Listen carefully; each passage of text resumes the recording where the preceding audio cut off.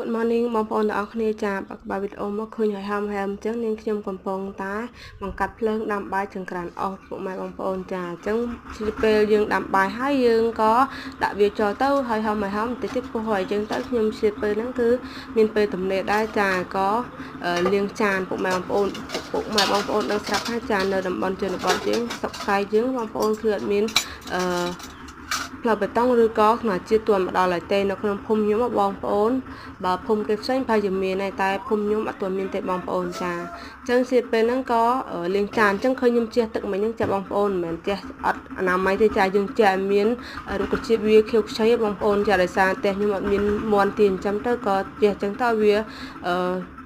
នេះដៃផងពុកម៉ែបងប្អូនចាំតបពីដាក់ឆ្នាំងអីលាងចានលាងអីហើយlạiจะរៀបរាប់យូរចាអញ្ចឹងគឺយើងដើរទៅដងទឹកម្ដងបងប្អូនអញ្ចឹងបន្ទាប់ពីដងទឹករួចហើយចាអញ្ចឹងបងប្អូនមើលទស្សនភាពខាងក្រោយផ្ទះខ្ញុំស្អាតទេពុកម៉ែបងប្អូនចាបន្ទាប់មកគឺនាងខ្ញុំចា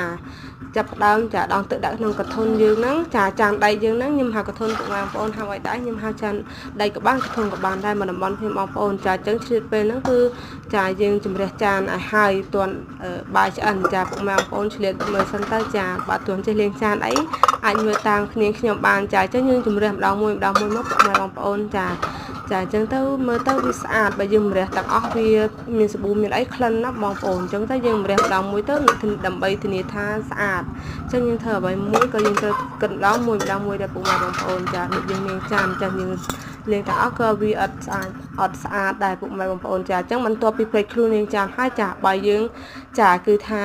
ពុះល្មមពុកម៉ែបងប្អូនចាអញ្ចឹងជាពេលពុះនោះចានាងខ្ញុំបានយក